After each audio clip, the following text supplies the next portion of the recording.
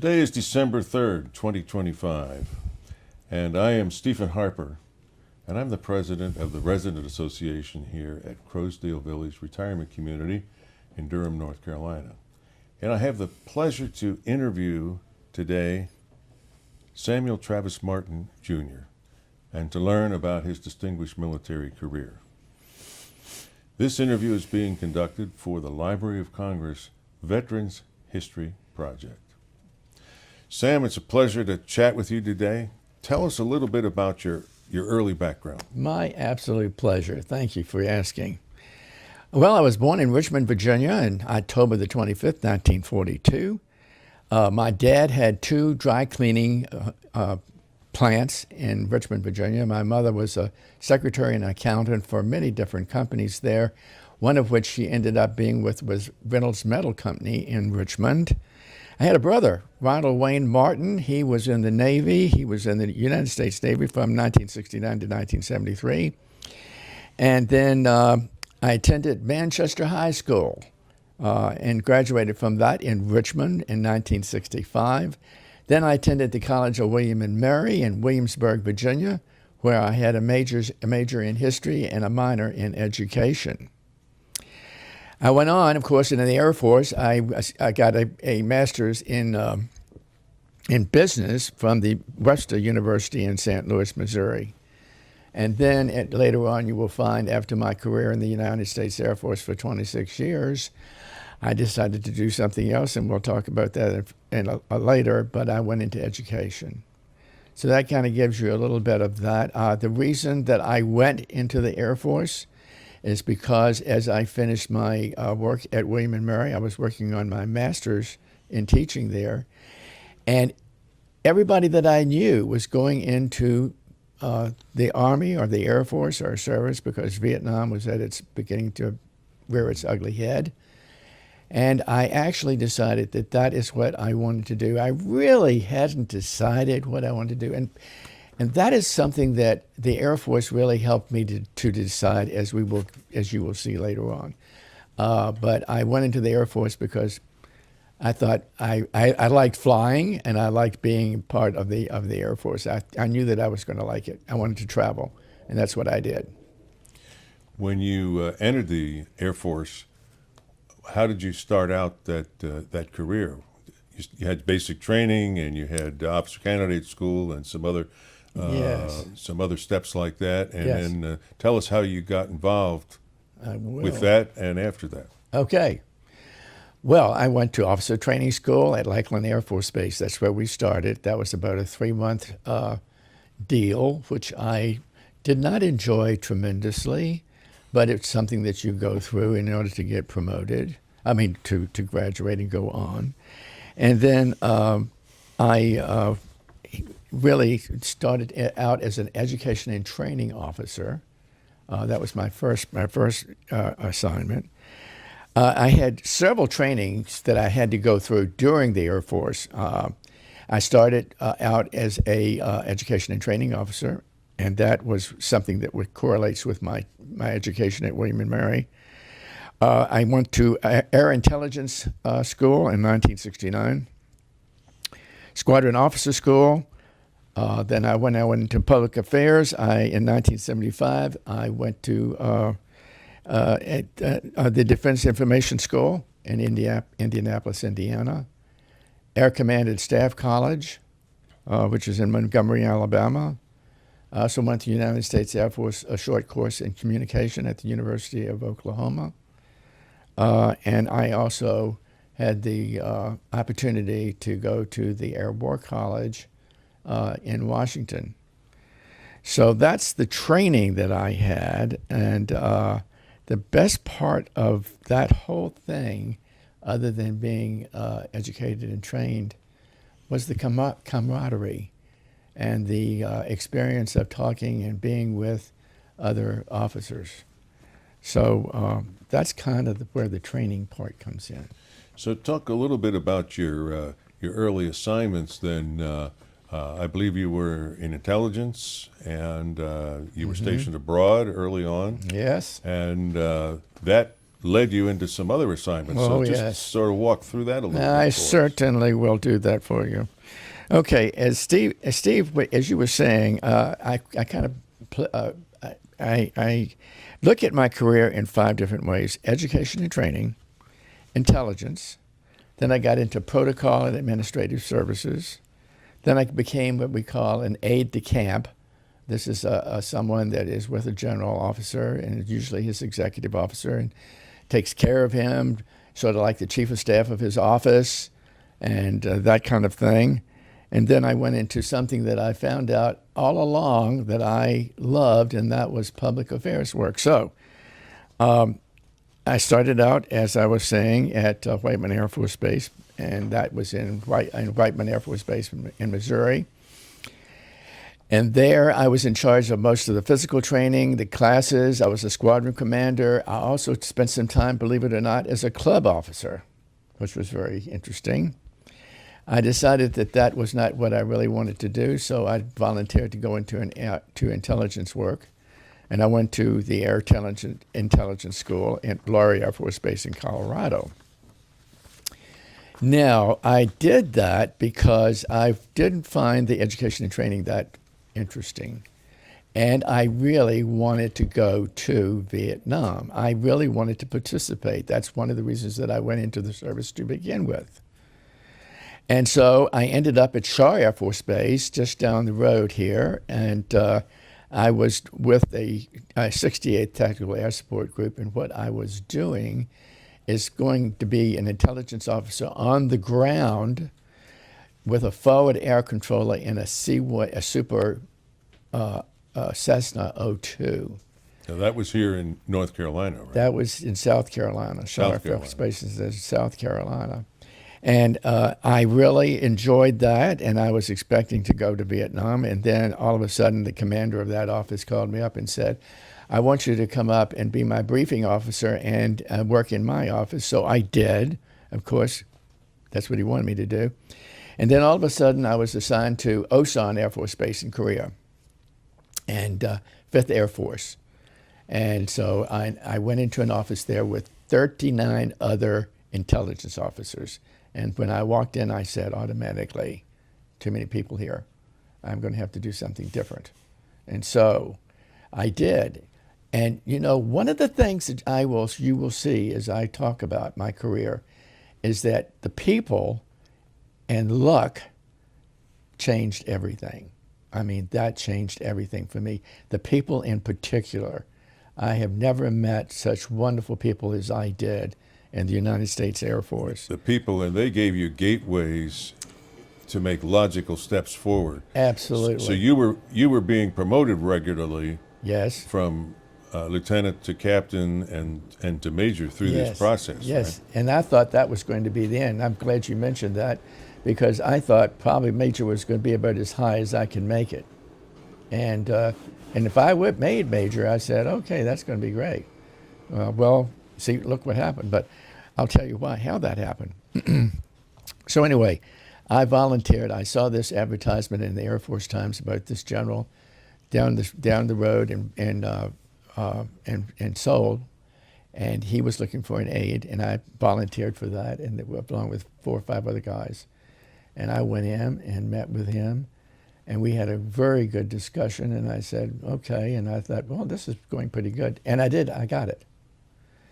And I was only at Osan for 3 months, and then I went to work for him. So that was a key change right there from what would be a normal path of development in the service. That one changed it all. Changed everything. Right. It was the road. It was the golden road to the future. I mean, because of that, I really was exposed to much more than I would have been exposed to and he anywhere was in else. Seoul at that time. Were you in Seoul a long time? I was only in Seoul for 9 months because he was transferred to the Pentagon and wanted me to go with him. So I remained behind and was the aide to his replacement, Brigadier General Carl Snyder, for maybe a period of maybe a couple of months, and then I went to the Joint Staff in the Pentagon. Now, My boss was the vice director of the Joint Staff. Now, in the Pentagon, you have the Joint Staff. This is all services with the chairman. And then you have the Army on the next level. And then you have the Navy on the next level. And then you have the Air Force on the highest level. But it's just the highest in the building. And then, so we were in the Joint Staff. And this is where you've got all services involved.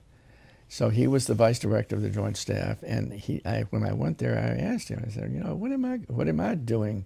Am I going to do intelligence work? Or I just no. How many years had you been serving when you went to the Pentagon? Let me see, 3 years, 19. No. 6. Let's see. No, that's 6 years. So that wasn't even mid-career. No, I was a captain.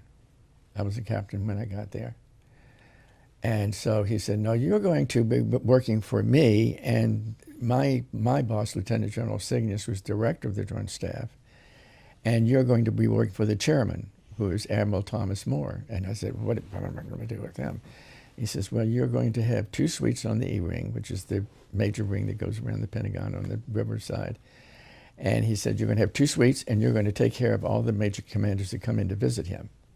And you'll have a staff down there. And he said also you're going to pull an assistant, you're going to pull additional duty as the assistant to public affairs for the director. And approximately how long were you in that particular Pentagon assignment? I was there for only 2 years. And the reason for and that... then what happened? And then what happened? This is a great career story, okay.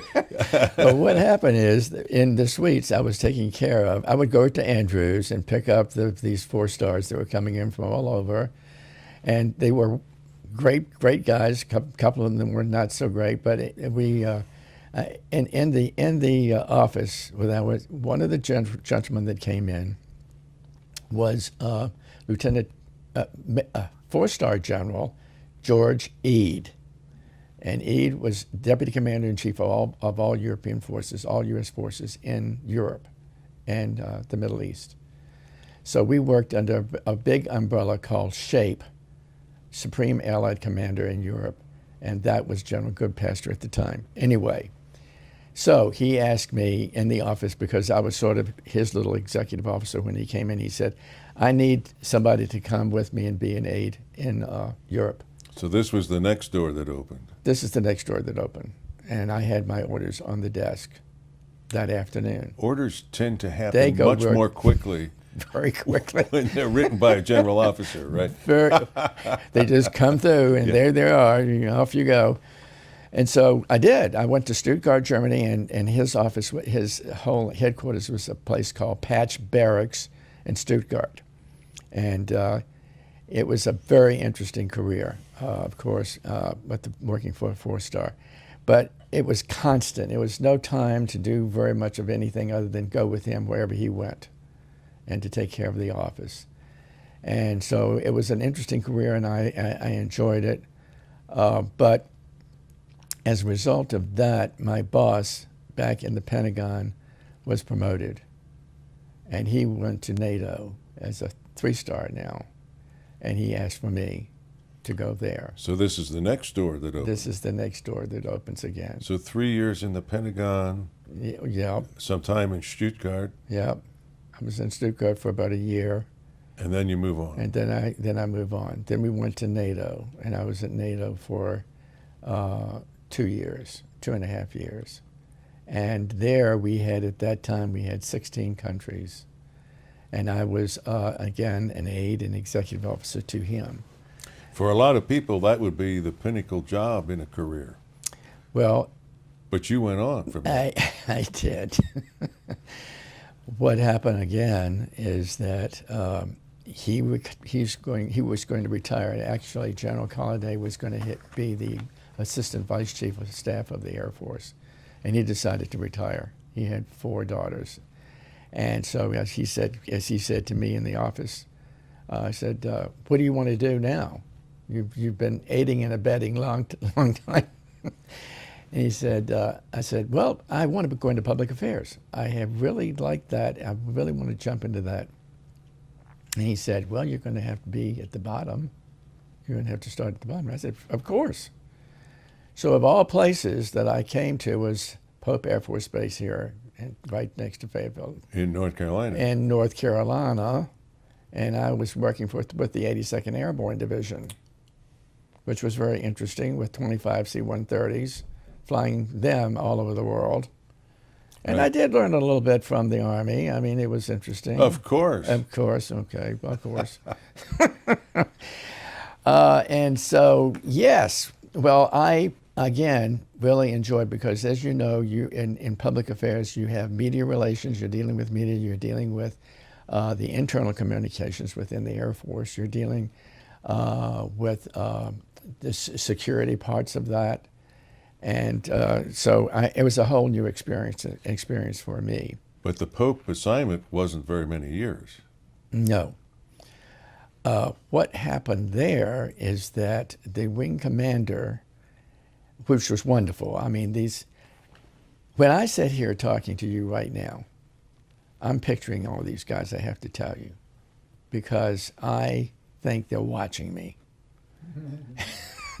And they're saying, you better do a good job of They this. probably should. They probably should. So they were wonderful. We had a great time down You brought there. a speaker to Pope. I did. Well, in addition to, I don't think I told you this, but the first speaker that I brought into here was the Supreme Strategic Air Command's General Russ Doherty. He had just retired, and I knew him as a friend, and I invited him. And when I told my boss we're having SINCSAC come back, I thought he was going to pass out. And he came, General Doherty came, and he was incredible. So then he said, I need somebody else to come and talk to the Air Force Association. And I said, well, here's my chance. I'm going to ask General Harry Dalton from the Pentagon Public Affairs, and he's coming down. I sense another door opening. Another door is opening. And so he came down and he spoke. And then afterwards, we went out to dinner, had a few drinks. And he said, you know, I think you should probably come to the Pentagon. Wait a minute. You've already had one tour of duty in the Pentagon. One You're tour. going back? I'm going back again. Okay. I'm going back again. And so I went back to work for him, and my job there was Chief of Speakers Branch. And you were Lieutenant Colonel by that time. Not quite. I was a few more years, and then I get promoted. A few more years.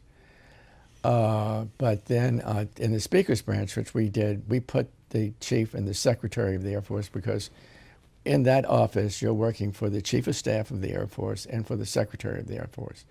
So I'm putting them in speakers, and I'm taking them and arranging speaking arrangements for them, as well as the Assistant Chief and the Undersecretary of the Air Force.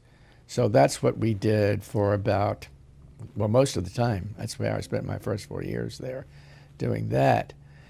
And then it was time to move. I was there for 4 years, and I was ready to go somewhere.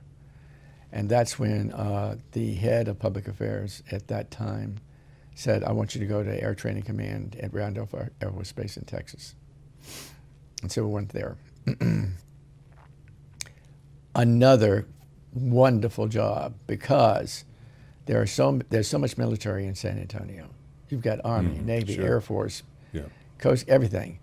Key location. A key location. He's the 4-star. He's the highest ranking officer there. So I worked for him in public affairs. And basically I did everything, community relations, media relations, the whole bit. And then he decided that, well, it was time after that, that I went on to, I became the deputy at Air Training Command for the whole command. And then after that, they asked me to come back to the Pentagon. This is your third trip to the This Pentagon. is my third trip back to the Pentagon.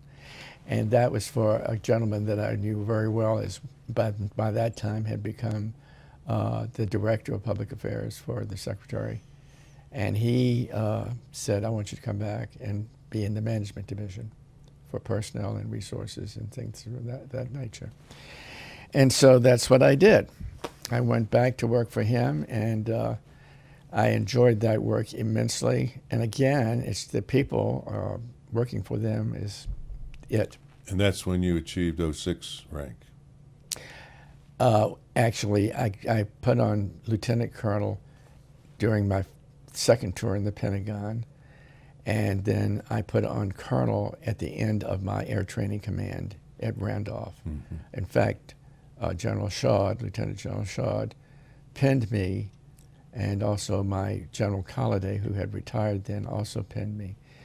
And my lieutenant colonel, when I became a lieutenant colonel, P.X. Kelly, and he was Commandant of the Marine Corps at that time, came down and pinned me, my lieutenant colonel, because he was a colonel when I was first working in the Pentagon in the Joint Staff.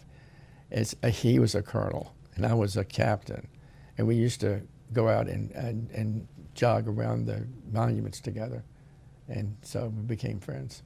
Anyway, so that's kind of that. Yes, I've had many opportunities, doors have opened.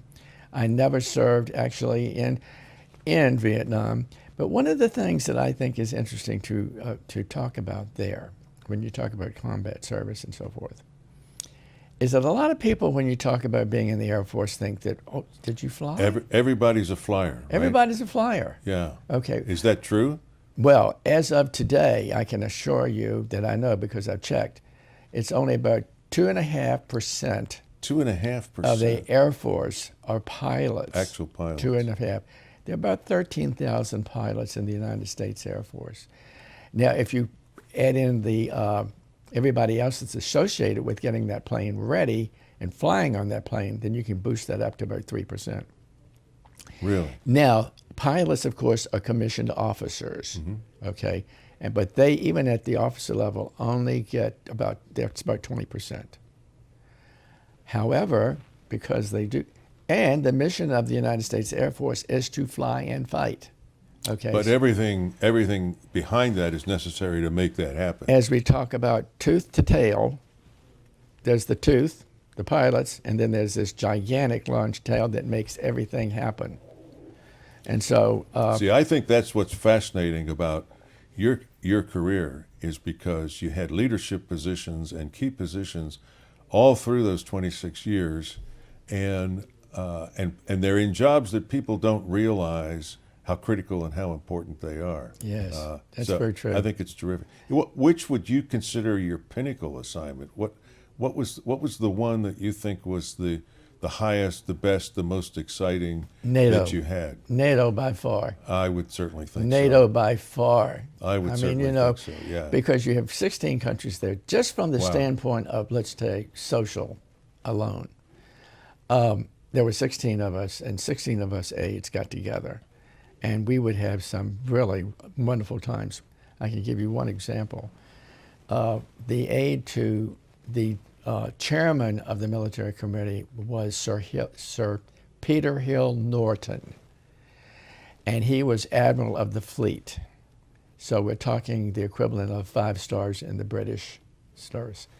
So can't think of his name now, but the aide was a wonderful guy. We were very good friends.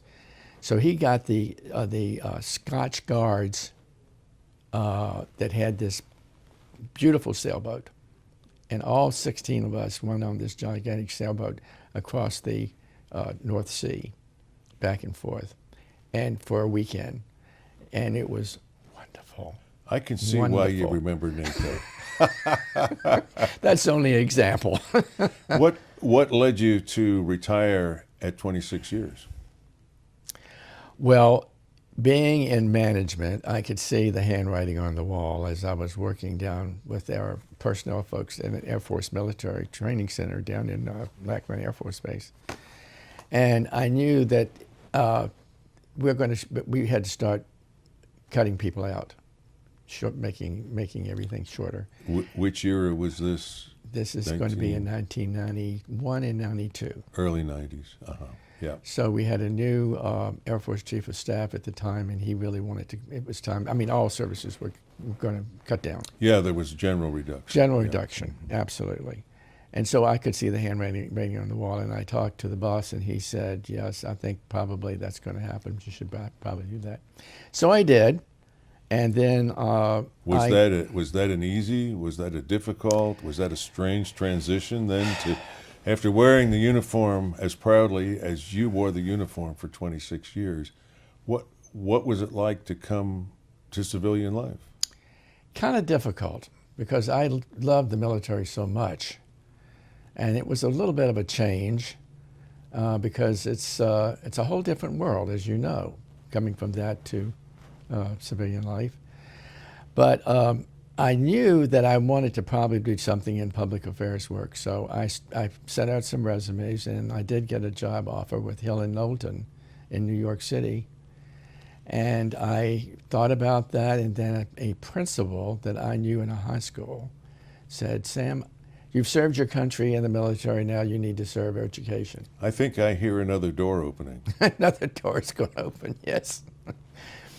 So he put me in with Teacher of the Year of Fairfax County, Gail Berry, whose husband was a major general in the Army by this way. Oh.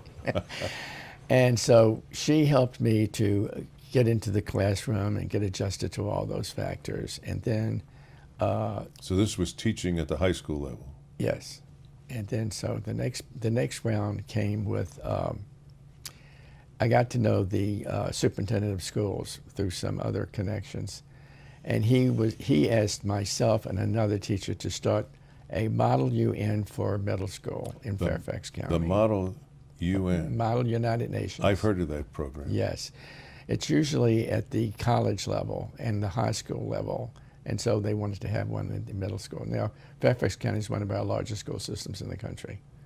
And so it was a pleasure to kind of start that.